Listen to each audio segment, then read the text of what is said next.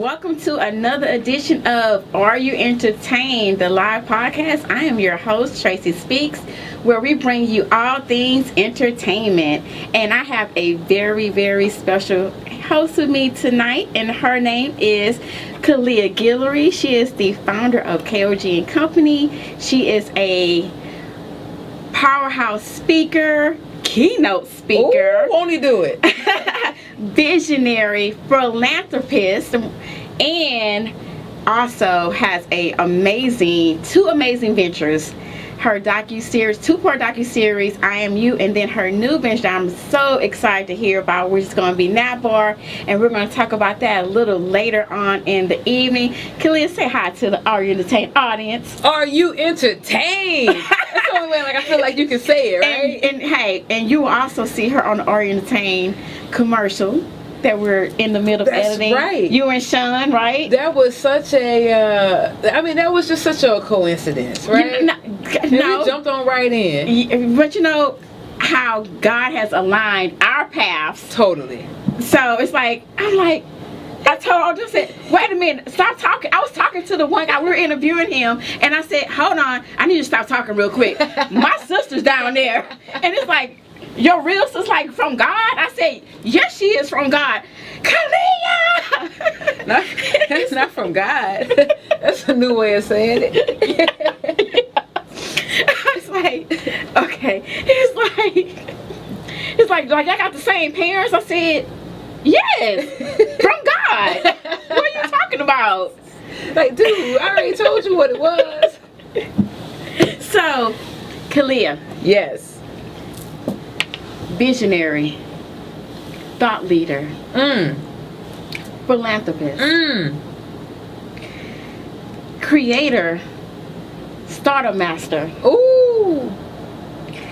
Tell us how KOG & Company started.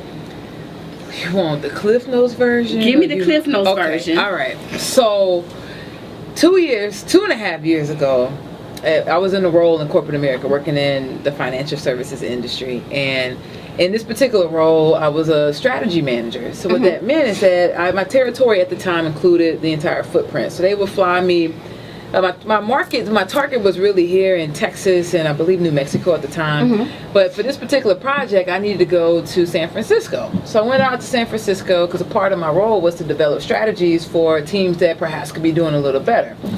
And so I went in, did my thing, created my strategy, did my presentation, and as I was taking my seat, I had a Sheryl Sandberg moment because I leaned in to the senior vice president who proceeded to say, I have no idea why we're paying these speakers thousands of dollars to come and fire up our troops.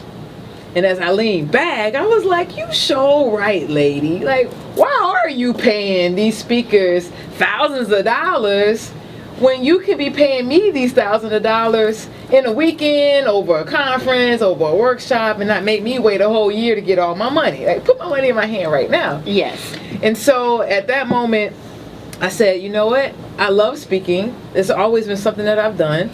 I mean, I can go back to report cards that said N for needs improvement because I was disturbing everybody because I was talking too much on my report card. So I've always enjoyed speaking. And I said, you know what?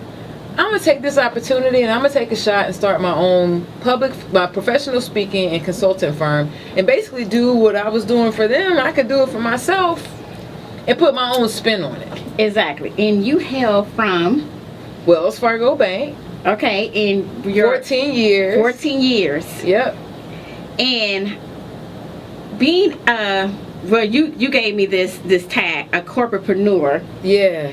Being a corporatepreneur, how has that influenced your routine as of date with your business? How's it influenced it? Yes. Like, what do you mean? Tell me more. So, working with Wells Fargo, and wanting to branch off on yourself and have your own your thing. I got you. So I mean, it was really easy. It's transferable skills all day long. Like, you can never go wrong with transferable skills, because what I found is everything that I was doing for them is what I need to do as an entrepreneur. Think about it: organic relationships, integrity, Having a system, being able to have commitment, to be transparent. When you think of all these core competencies, teamwork, the ability to think outside the box, everything that person that's sitting listening to this right now, who is working they're sitting in their desk right now, probably still at work, trying to figure out how they can make that jump. They already have what they need to make the jump. The jump is just waiting to need to be had. Exactly. So all you needed was that little push. Sometimes you need a push, or sometimes you just need to follow. You need to take a step on faith and follow your mind, follow your heart. That fire in your belly is there for a reason. Like I was always restless, like trying to figure out. I got to the next rung on this ladder, but why do I feel still some kind of way? Like I'm not satisfied. Yes. Right? So how does one from where you're originally from, Port Arthur, Texas. PAT in the house. Sharonda, hey Sharonda. That's the other half of Rowdy Gunshot. Yes, Rowdy Gunshot's gonna be in the building pretty soon. So coming from Port Arthur, Texas, and coming to work in such a corporate America, did you always have the skill set that someday I'm going to have my own business, someday I'm going to be a philanthropist? And you also have a nonprofit that's named after your mom, that basically does a lot of philanthropy for people with ALS. You got it. And also, you at the heart of you did something it brought me to tears when I saw it. I mean, you paid off people's layaways at Walmart. We're doing it again this year too, sis. Hallelujah, praise God, praise God. I'm driving to Port Arthur just to put me some stuff in layaway. Under assumed name. All right, so to the team, if you see Tracy Seals on that spreadsheet, it's gonna be on the assumed name. No, I'm just joking. But what motivated you to do your philanthropy work? I know what motivates you to have your nonprofit and everything in regards and memory for your mom, but just to be the giver that you are in so many aspects of it, what was your motivation for that? Man, it really came from my mom.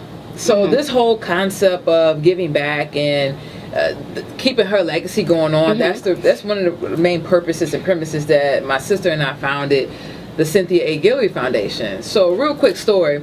I'm from Port Arthur. We believe in storytelling, right? Go ahead, Port Arthur. So we, I remember, I never forget, I was a little girl, maybe 8 or 10 years old, a small little town. We had a mall, and it was probably like one hallway, maybe two hallways, but we always had this big, gorgeous Christmas tree. And I particularly remember this year that the Christmas tree had ornaments on it, but the ornaments had names on the ornaments. And so I asked my mom, like, why do they have names written on the ornaments? And she goes, well, that's because there's people in our community who perhaps fallen on hard times, and they perhaps don't have the means to provide Christmas for their family, so they're asking in the community to come in and grab an ornament, and you bless them with, being able to help with Christmas. She said, matter of fact, and this is the moment that the tradition was born in our family.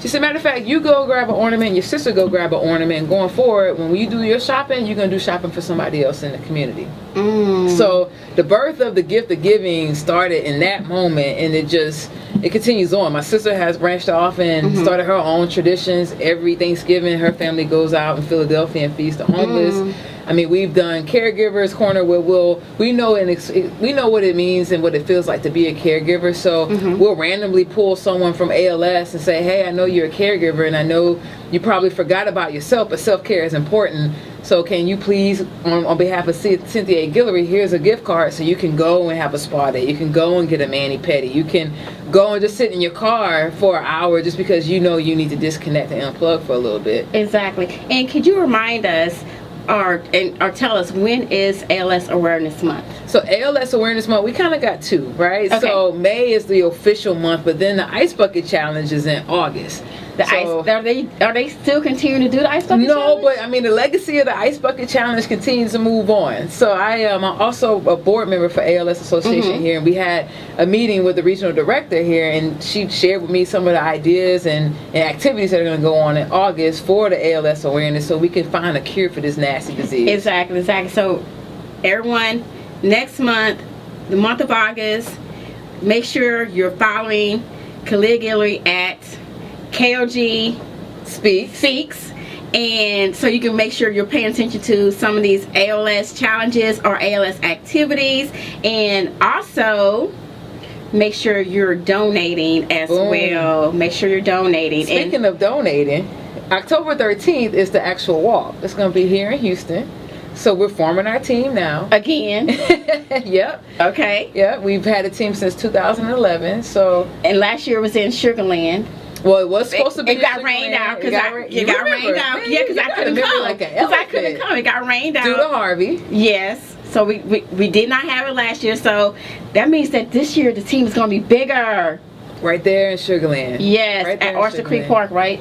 Brazos Creek. Okay, gotcha. So now that we've gotten a little bit of your background, and we feel, well, the audience feels as if they know you. What's up, peeps? You have a 2-part docu-series that's coming out soon, Red Carpet Event. Yes. And it's called I Am You, Dimensions of Diversity. Yep. Produced by Roxy Gunshot Productions. Rowdy Gunshot Productions. It was a collaboration, a partnership with Rowdy Gunshot Productions and KOG and Company. Okay, and Rowdy is composed of Sharonda Gunn, and Tracy Rooks. They make up Rowdy Gunshot Productions. And what's cool about it is, like, we really truly partnered with people in our community that came together to make this project a thing. So It really started, I had this idea rattling around in my head of what it would look like. On my bucket list, I always had the idea of, like, hey, I want to shoot a documentary. It was pie in the sky, right? Because I'm not a tech person. I'm not a director. I haven't done any of those things, but I always had this idea. So I took the vision over to Rowdy Gunshot to actually Tracy. I met up with Tracy. We fell out of connection for a couple of years. They took what was rattling around in my head and gave it a vision, and it's what you saw in the trailer and what the rest of the world, because I'm claiming this thing is going to be global. The rest of the world is going to see this. I mean, and I think that the reason why it's going to be global, because some of the topics that are covered is such a global aspect. Totally. Mental, inclusion, rape is one of them. I mean, just white privilege. Well, military sexual trauma is the segment, the title of it. I mean, but the thing is that this couldn't have been what it was without the brave souls who came forward and shared their stories. Exactly. I mean, just in part one is all about it serves as the proverbial alarm clock, right? It's to wake us up to what's going on that we see that's going on in the world today. The Me Too movement is a direct correlation to Catherine's story in the documentary. Not even her story, her real life, what she went through for military sexual trauma. And we were the first. She told our cameras. Our cameras were the first people she told her story to. Wow. She never told her story to anyone else, and that's probably the biggest one that resonates with everyone. Yeah. Just because you can connect. People know someone who was in the military, perhaps was misdiagnosed with, oh, you got PTSD. No, actually, you have military sexual trauma. Or even individuals with mental illness. Last week we had author and therapist Stephanie Davis on, and she was talking about in our culture how a lot of people, we don't talk about mental illness. It's something that we kind of put in the closet, those individuals who have it. And she even opened up on the show last week how she's dealing with her own mental illness issues, and so she's like, the therapist is seeing a therapist. But we need to talk about it, especially like you said, in our culture, in our community. I mean, the person who represented mental illness in the segment on the docuseries is my brother-in-law. Dwayne was diagnosed with paranoid schizophrenia when he was 16. He's almost 50 now. And shout out to my sister-in-law Camille. And if you are ever in need, I'm about to put this plug out there. If you're ever in need of an event, please go to Events by Camille on Instagram. Come on. She does weddings. She does after retiring parties. She does bar mitzvahs, Khaliah. So make sure you go to Events by Camille on Instagram and support my sister-in-law. You done gave us some. Hey, 2018, we're talking about speaking stuff into existence. I'm with it. But I mean, it's just that, just in the first part one, this is my step back from corporate. In corporate America, you would never get diversity and inclusion training. No. this type of diversity and inclusion training. You're going to get someone who doesn't look like you, perhaps a white gentleman, middle age, and he's going to talk to you about diversity and inclusion. But what if we could take a step back and actually talk about the things that our team members, our employees are talking around the water cooler? Exactly. Mental illness, religious belief. Yes. So a lot of people, they always forget that I actually have a medical license. So I mean, we could forget because you have 10 degrees, 20 degrees. Hey, what are you up to now? That's that Jamaican. It's coming. It's coming. So I'm actually was in a training last month. Actually, I was in this training room full of like 100 people, and the lady who was facilitating the training, and it was on a cancer series, and that's what my speaking is on, mostly cancer series. So. And this, first of all, it was a bad day for me to go to the training because the Royal Wedding was on. So I was trying to watch the Royal Wedding on YouTube with my Bluetooth in my ear and everything. You're one of those folks. Well, I was just looking at the highlights on YouTube. I didn't get up at 6 in the morning. That's just not going to happen. Okay. Ever. Okay. You just caught the recap. Yeah. So I'm watching on YouTube and everything, but I'm listening. I got a headphone in one ear, but I'm listening. So I'm listening and I'm listening. Okay. She's not, within our culture. She was in our close proximity to our culture because she was Latin, right? And she said something that I was like, I had to ask the young lady next to me, I'm like, what did she say? What she said was, in the black culture, we have a stigma about us that is called the black scare. And I'm like, what did she say? She said the black scare. I'm like, and so I bust out laughing. And if you have never heard my laugh, it's pretty loud. And I had to ask her, what is the black scare? I'm sorry.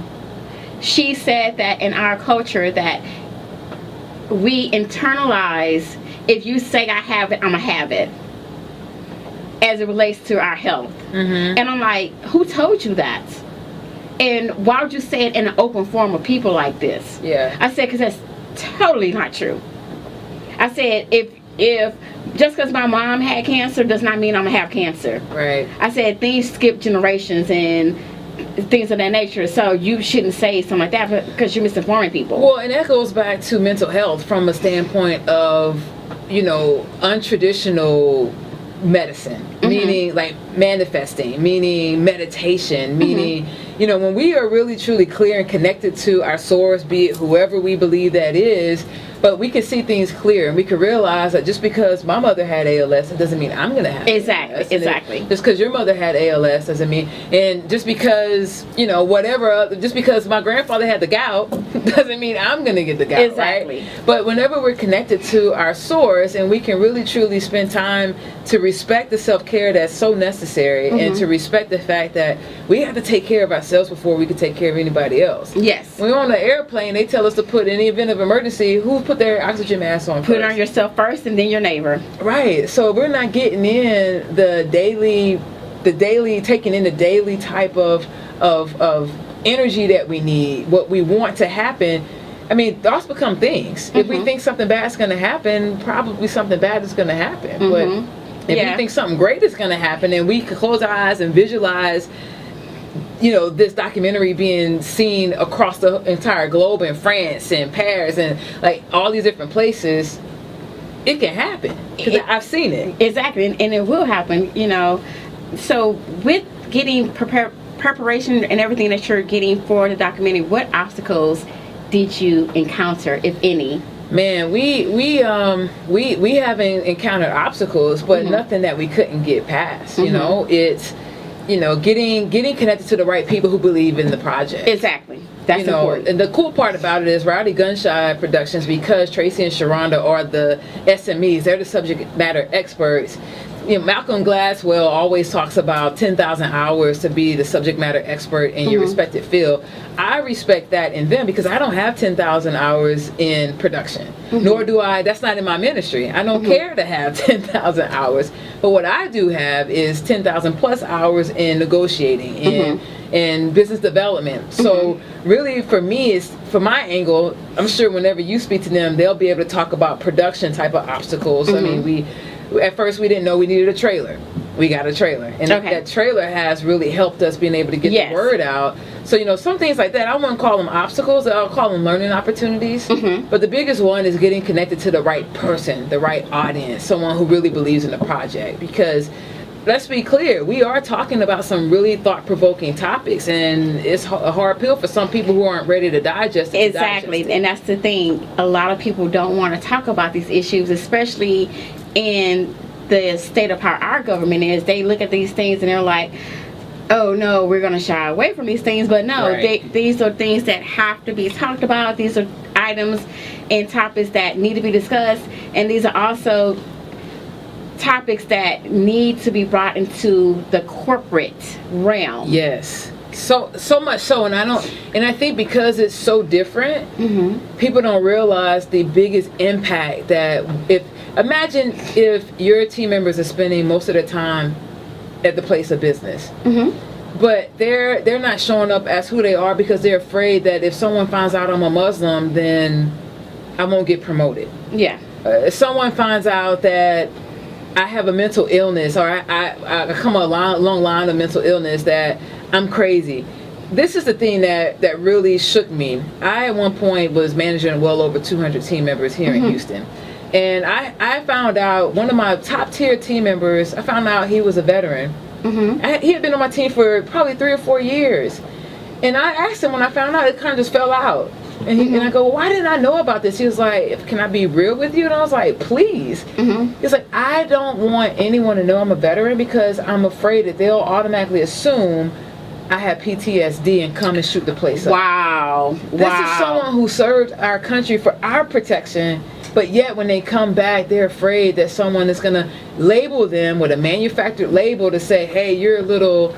and you can't be trusted here in civilian life, and that's not true. And you know what? And I get that even at my part-time job, that because people forget that when my other corporate job was what I did, that I did a lot of regulatory ops, I did a lot of compliance, I did the administration, executive roles. So they'll forget that when I start sending these emails questioning, well, why is this person doing this and why is that done like that, then they want to label me that stigma that I hate, that a lot of educated women of color get labeled the angry black woman, and everyone knows that I am the sweetest person that you ever want to meet. It's nothing angry about me at all. What's right is right, and what's fair is fair. Yeah. So if I feel that I'm not being treated fairly in the place that I come to work every day, which I don't have to really be there, but hey, these bills not gonna always get paid by themselves, so I get treated a certain way, especially when I walk into the room. And I was kind of having this conversation about alpha females, and because we had this author on here, she was saying, I was like, well, I think I'm an alpha female because yes, I do demand attention because I'm coming there to project my knowledge, but I'm not just coming there to take over everything. But yes, I want you to listen to me because I'm giving you some very valuable information, and a lot of times I'm giving it to you for free to help you better. Right. And I think that's where we need to understand is when people think diversity, they automatically assume skin color, right? Yes. But diversity, we need diversity in that arena as well, but we also need diversity in thought. Yeah. So if everybody is around a table that looks the same, then how are we going to change the world together? And the latter is really the biggest problem, because if we got the seat at the table, then we should know that there's a reason why we're at the seat of the table. We need to unlock the greatness that's already inside of us to change the world. Exactly. And that's why, I don't know, you've paid attention to any of the activities over the past weekend in the LGBT community with Scarlett Johansson and this role she was going to play, that she turned it down because of so much flack she was getting. And I'm just I'm going through and I'm reading, and all the valid points were there. I'm like, they actually have actors in their community. Why they can't play these roles? Why they can't get these gigs? And it was 2018 and we still have to make a noise. And it's deplorable.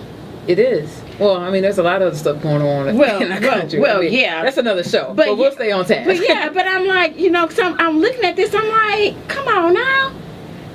Laverne Cox, I mean, you know, Pose, Trey still, you have these, I love Pose. I it mean, just got renewed. yeah. Sunday, Pose is on DVR because first of all, Pose, let's just have a conversation. Create, what's his name, Michael? You're coming in on Power and Claws. Now look, okay, you're putting me in such a dilemma of what I'm going to watch on my Sunday. Okay, Oh, man. but thank God for the DVR, you know, magicians Right. that I can, you know, in the picture. But then you just can't, you know, do all these things at the same time. So yes, I love Pose. And But I mean, that's just like if we go back to the whole, you know, like Lena Waithe with The Shy. Like she is getting so much. She's opening doors and making a yes, big and splash. Ready Player One. Yeah, right. You know, so but it's sad to think that we're in the middle of 2018 and we're still having these type of conversations. Until she came on the war show, you know, everyone thought a nerdy white man had did that movie, right? Ready Player One. They thought it was like a Steven Spielberg thing. Yep. And she came across that stage with her dreadlocks. It's like, hey, It's like, yeah, it's it's me. me. Stop! Get out my mind. Get out my mind. but that is just the power that is so underlooked, and that is why your docuseries is going to be global because Just it's for going that. to touch on all of these things. And we haven't even talked about part 2. That's all a healthy dose, and that's the niche of the project, right? Is Yes. If you go on Netflix or Hulu and you pop in a documentary and you're thinking, oh, I want a documentary on diversity or a documentary on inclusion. And when I define diversity and inclusion, I'm thinking diversity is you got asked to the party. Yes. Inclusion means that you got asked to dance at the party. Exactly. And so if you Google or you type in search diversity and inclusion, you're going to get a one-dimension documentary. You're going to get one just on race. You're going to get one just on women rights. You're going to get one just on LGBTQ. Katie Couric just did one. Mm-hmm. But you're not going to get anything that gives you in 35 minutes gender discrimination, mental illness, religious freedom, military sexual trauma. We haven't even talked about white privilege. I know we haven't. I mean, I know we But got to you know move what? on, but I mean, it's Hey, we could talk about white privilege because that was going to be up next. Everybody's not ready for white privilege. no, they're not. They're really not, and it's so crazy. Some nights when I'm like up in the middle of the night, I'm working on things, and I came across on CNBC, America and Its White Privilege was the show, and of course the title caught my eye. I'm like, what they talking about? And everything had to do with how, as a nation, where it comes with the police officers, where it comes with job opportunities. Affirmative action was just something that just happened, but it's not something that was kept ongoing ever. I mean, here's the thing about it. I'm from Port Arthur, as many people know, right? Mm-hmm. And it's a predominantly minority filled town. I mean, some will say impoverished, but I felt like I was rich when I lived there. Mm-hmm. It's all about perception, right? Yes. But then I went over to school, but thank God my mother exposed me. I went to private school up until the 7th grade. And so I was exposed to different type of cultures and different type of people. So when I got a scholarship to go play basketball at the University of Central Florida, Port Arthur, Texas to Orlando, Florida, now I'm exposed to a different realm of folks. Yes. I mean, the first couple of things out of people's mouths when they realized I came from this small little town no one's ever heard of was, oh, you got here on affirmative action? Like, people actually ask me that. Like, is that the reason why you're here? I was like, actually, no. I could have came. I didn't know they had that in college. I could have already came here on an athletic. I could have came on an academic scholarship. I chose basketball because I wanted to. I had dreams and aspirations of being in the WNBA. I mean, I graduated in the top 10% of my class in high school. I didn't need your affirmative action. But let's just be clear. Affirmative action just sets the balance. It's like the balance of 100 years head start that some other cultures have already had, and we're still playing catch up. Yes. So it's just making the playing field even. So in the docuseries, and there's one lady who's talking about white privilege and that she was kind of in a box, and she understood that she was actually being part of the whole white privilege movement. And so I remember going to the Centers for Racism and seeing a documentary called Resurrecting Black Wall Street. And in this forum of other individuals, it was like more of white people in this forum than it was black people. And a lot of them, they said they were there because some of them were activists. And one lady, she's like, my friend told me I lived in a box. That she didn't understand that in today's America, that racism still was very prevalent, and that people of a white nature were able to basically have better opportunities and other things were better for them. And I think another part, I'm just going to plug this in there. Go ahead. You need to bring up colorism in part 2, along with the white privilege, because I mean, it's like the powers of infinite possibility are endless with this project, right? I mean, it is. I mean, that's definitely something to talk about. And what people fail to realize is that people who look like us in our community and our culture, I mean, we have to really think about what we do once we get outside of our houses. Like, my house is my fortress. It's sacred, right? I know nothing bad perhaps is going to happen to me, but I know when I go out, there's a chance that I could be racially profiled. I could be stopped. I mean, it happens all the time, you know, and I just don't want that day to be my day where I'm going to be stopped and something goes wrong and maybe I forget to put my camera on and now I'm nervous because someone's put their lights on and I shouldn't be, because all it is that I was going too fast or I forgot to put my blinker on when I changed lanes. Yes. Like, I was speaking to one of my friends who are white, and they mentioned, I shared that with them, and I was like, let me ask you, do you ever like leave your house and you start thinking about all the things that could happen based on what has already happened? You don't want history to repeat itself on you. And he was like, no, I never think when the lights go off, I never think something bad can happen to me. I said, well, imagine how I feel, and imagine the fact that I have a 22-year-old nephew and a 12-year-old nephew, but really with the 22-year-old, like, is he, like, what's going to happen if he gets stopped? You know, so those type of things are what's swirling around our heads. So if people choose to, they choose to ignore what is already in their face. Facts are facts. They're not alternative facts, but they're facts. Exactly. I just heard on the radio earlier today about a lady in CVS that the police were called on her because she had a coupon, and the guy said it was a fake coupon, and he called the police on her. Why would you call the police on her? Just don't wait on her. Just have, tell her to leave the store, or just say you want to accept it. I mean, you're not shy. You don't call the whole police on her. The police are being called just for barbecuing out in the park. So hey, okay, barbecue, lemonade stands, right?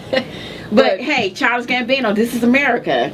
But that's the reason why I pivoted away from corporate, is so that I'm on a quest to transform the way we interact with each other. I couldn't sit in that office. I couldn't sit not another day and have these things inside of me that I want to change when I'm waiting on someone else to change them. I got to be the change agent, because really all it is for us to operate outside of our fears. Because if we think about it, we could remove our fear from what's holding us back from starting up our own radio station, with starting up our own podcast and getting 10 plus degrees.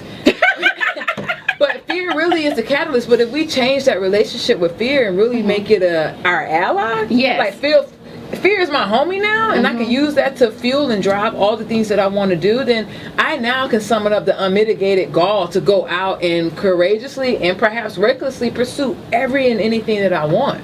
Yes, that's it. We'll never change the way people think, but if we can be that initiating for the way that they interact, that'll be so perfect. Because a friend and I, we're out, and we're dark skinned, we're not light skinned, and we just saw how the people in this black owned restaurant, this one particular person interacted with the other individuals, and she had interacted with us differently.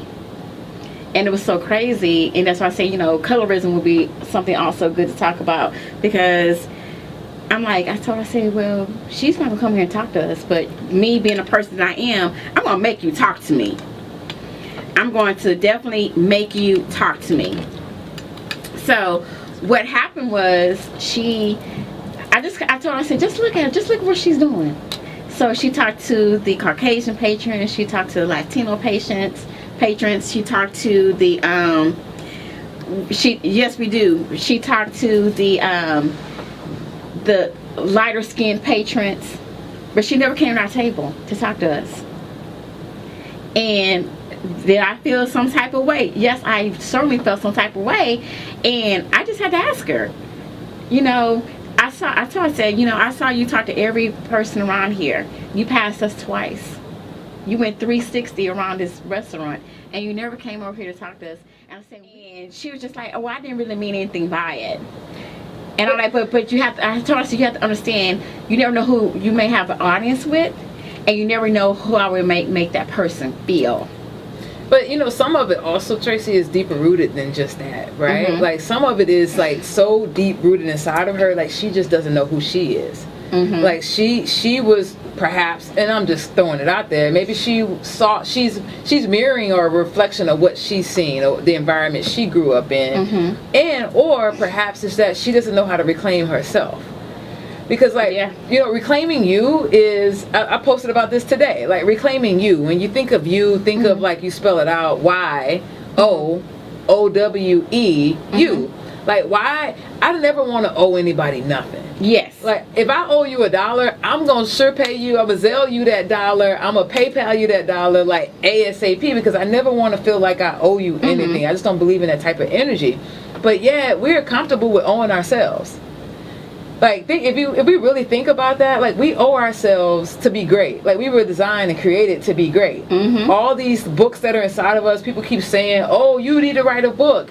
10 years later, still the book hadn't been written. Mm-hmm. Because we owe it to ourselves to do all these things. But I would hate to get to the end of my life cycle, be 90-something years old, and I'm like staring myself in the mirror thinking, I owe you. Like, I owe you because I wasted all this time on stuff that really didn't even matter, that I could have been out here really chasing my goals and my dreams and being intentional about it. And that's one thing that I can say about you, and one thing that I love about you. Like I told you guys at the beginning of the show, I'm very biased because this is my little sister. But you have to understand the person that she is, and everything she does is very intentional. And that's why your shift of everything that you do is going to be so glorious, because everything you do is purpose filled. I appreciate that. And what people don't realize is that, oh, you take shots. Listen, Michael Jordan he was in my mind, like some people gonna probably start talking about LeBron, but in my head, I grew up with Michael Jordan. Like, fundamentally sound like dude was cold, right? Yeah. But the way he thought about the game, he took 9,000 shots. Many of those he missed. But he was saying basically the reason why he was chose to take these game-winning shots, then he missed them. He failed, but that's the reason why he's been successful. Like, I take shots. I mean, there's some projects that I was just for sure were going to be a winner. They didn't work out. And you just have to keep going. You keep on going. Like your next project that you have coming up. Next project. Come on. Hey, do you need a nap? We all need naps, right? Well, Khaliah Guillory is going to help you out with taking those naps, because her next venture is called Nap Bar. Come on, transition. So tell us about Nap Bar, and what led you to even think of Nap Bar? So Camille and I... Was it you can never just say Camille and I. It is, I'm sorry, Camille, sister-in-law. Let me back her up. Oh, man. It is always Camille, Daisy, and I. Oh, Lord. We're not going to get on Daisy Cake. Restart. We ain't get on Daisy Cake. Go ahead and restart. I need you to say it the right way now. We can. All hail to the Queen, Camille Guillory, and I. She's gonna leave Daisy Cake out, okay? And Daisy Cake. Okay. We were out and about. So we commute into the city when we have business to do, because it's almost like we hit the lotto when we find someone that we want to meet with that live in the Sugarland, Richmond area. So oftentimes we have to meet someone halfway in the Galleria or downtown. But at this one particular day, I mean, we had hit the ground running. 8 a.m. We was already in our first meeting downtown. Around 1 o'clock, I was crashing. I was like, whew, I really could use a good nap right now. She was like, I could like get a little shut eye too. She doesn't really believe in naps. I believe in naps. I believe in naps. Anybody that know me knows that I've been taking naps since the red and blue mat. Like, I never gave up my red and blue mat. Like, I've been taking naps since kindergarten. I mean, not my class over at 1. I go home for lunch. That ringer's going off about 2:15. Yeah. I'm taking a nap. Taking a nap. So I was like, there's no, and I Googled. I said, well, I wonder if there's a place where we could just pop in right now and take a nap. Google, nothing. There was a place that just opened in New York, and there's a place in Chicago, but nothing in the mecca of innovation in Houston. I was like, man, that'd be kind of dope if we had like a nap bar here. And she was like, that would be kind of cool. So that was 2 months ago. And between those 2 months, I kind of, just bounced the idea off of people who might have mentioned a nap. I was like, hey, if you had a place that you could just pop in that's central to the city, would you pay like a membership fee just to be able to go in and take a nap? And what if we could do this? What if we could have a co-working station? It was like, heck yeah, I would totally do it. Because the thing is that I'm also engaging professionals, people like me who worked in the industry. Yes. People who are entrepreneurs, teachers who have a break. So instead of you going all the way home, yes, all the way to Katy, and I teach Katy, over here. And so perhaps what if the nap bar was over here? Now you're going to get an additional 40 minutes to do whatever you need to do versus drive time. So that's where nap bar was created. It's the first innovative white glove experience that would be curated for the globetrotter, for the professional, and for the entrepreneur. I love it because the thing about it is, in European countries, they have similar things. Siesta and Go is like all over Google the place. has it. Google has an area. Huffington Post have it. Yeah, a lot of places outside, of Texas, they have places because they feel that you can go get their power nap, you get energized, and you can become more productive. I've done some extensive research at this point, and I got on the phone with the Baylor Clinical Sleep Study expert, and he was like, yeah, this is awesome because, between the 15 to 20 minute power nap, that's what you need to boost your creativity, to boost your productivity. I'm like, well, golly, we need to do this thing. And then I did some other research. If you add in real live plants, green plants, that boosts your creativity another 40%. From the photosynthesis. You got it. Come on, I learned something about biology. Yeah, man. So when you add all that stuff together, and then I was like, well, what else would I want? Now I'm dreaming, right? Now this manifestation is coming to play. I'm closing my eyes and I'm visualizing what I want this thing to look like, and it's okay. Well, if I'm here, I would want it to be a turnkey solution. I want it to be convenient. So if someone came here, they can get multiple services under the same roof. So now I was like, okay, well, what do I normally do when I get a massage? Oh, I usually go first. I go to my chiropractor, I get an adjustment, and then I go get a massage. Or I could go to get acupuncture. Or perhaps I could just want to go and just chill out in a dark room and read a book for 20 minutes. They'll be able to do that there. Yeah, what if I have a bad migraine? I just need to be in a dark room. I need to take a nap real quick. Let the meds kick in. And after you're done with all that, you're like, okay, now I'm ready to work. My creative juices are flowing. Well, now you can go downstairs to the co-working system where there's plenty of charge ports. There's plenty of places for you to plug in. Everything you need is going to be right there. And it won't be noisy. It won't be a lot of chatter going on because we'll still respect the peace and the sanctity of a nap environment. Gotcha. So you've pitched it once. How many other pitches do you have lined up? So I have made it to the second round of the NGLCC business pitch competition. She wants to give a quick shout out to Professor Seals' class, her MBOP class. Ma'am, hey, listen, what class is it? MBOP. MBOP? Yes. MBOP, thank y'all. I love y'all for all those votes. I owe y'all. Like, I need to come and personally come and give him a little 10-minute thank you dissertation on how much that meant. But then those votes will catapult me to the final round, which the top 3 will be selected based on the votes and another I don't know what the algorithm is, but then you'll be able to actually pitch for $50,000 in cash and prizes. Much needed seed money. Awesome. Yes. I can see this being pitched on Shark Tank. Me too, man. And the cool part about it is we have so many dope entrepreneurs here in Houston. I want to collaborate with them. I don't want to outsource anything outside of Well, you come and get me on the wellness part. You definitely got my brain on the wellness part. Health and wellness is a $4 trillion. Yes. I said it with a T, $1 trillion industry. Well, Tracy starts with T-R, Tracy Trillionaire, pretty soon. Hey. Yeah, man. So I'm just out here taking my shots, and I'm engaging mentors and sponsors. And I define mentors as people that talk with me, sponsors who talk about me when I'm not in the room. And my motto is, why duplicate mediocrity when you can borrow genius? absolutely. Because whenever you're not in the room, I'm always bringing your name up to people and your ideas. And I'm telling you, when you had tagged me in, I'm like, oh, this is what we doing in class tomorrow. I mean, that also taught us just the whole, Jotina Buck is a good friend of mine, and she said it. Shout out to Jotina. Hey, honey. Yeah, man. Shout out to Pastor Tia Norman. Listen. Shout out to her. Everything she's doing. Her and her little girls. You should get her on. I know. Her and her little girls. The table invention. Joy to the Table. Her book. Everything. She's just such a lovely spirit. Chronicle. Yes, I saw that. Yeah, so man. shout out Tia. Hey. So Universal Sankova said good luck with your pitch. Hey, I appreciate that. Thank you. And speaking of Universal Sankova, I'm wearing the highly melanated. We already talked about colorism. I got all this melanin dripping. And if you're looking for Universal Sankova, you can find them on Instagram. And Sankova actually means infinite. Well, their heart is infinite, and then Sankova means to get back to it. Oh. So, yes, I told her I was going to memorize it. That's so dope. We're getting back to it. That's dope. Okay? She's reclaiming stuff. We're going to get back to it over here.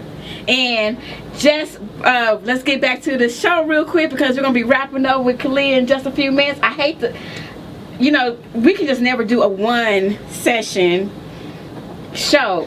Because we can do this for like another 2 hours. Could. We'll order some pizza, vegetarian of course, and just have Khaliah back on here, because everything that she has going on is just out of the box thinking. Out of the box thinking. It's in how she and I actually met. I stalked her. We just got engaged in a conversation at this event, and then the money man came over there and said, well, do you know her? And she was like, yeah, I know her, and we've been rocking ever since. Yeah. That's little sis. That's little sis. I mean, I love you guys to death. We love you back. I need for you to give the audience all the ways that they can get in contact with you, and also how can they donate for next month. Let's tackle that one, because that's really important. And also for those who perhaps have adopted a paying it forward and you want to get along with this. Tracy mentioned in the beginning of the show about we sponsored 77 families. We paid off 77 families layaway in Port Arthur right after Hurricane Harvey, because I acknowledged the fact that they didn't have nearly as many resources that we had here in Houston. Yes. So if you're looking to get a part of that, you can always shoot me a text. You can email me. My number is 281-217-3155, or you can even email me at Guillory Foundation. That's GUILLORY Foundation @yahoo.com, or you can send me an email to kg@kogpassion.com. I'll pick up either or, doesn't matter, it's going to go to the same place.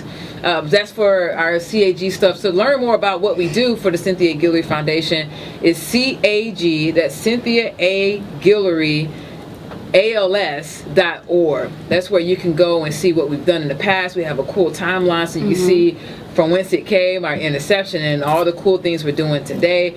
We also are on Instagram as well as Facebook. Just type in the Cynthia A. Guillory Foundation, or use our handle at CAG ALS #1.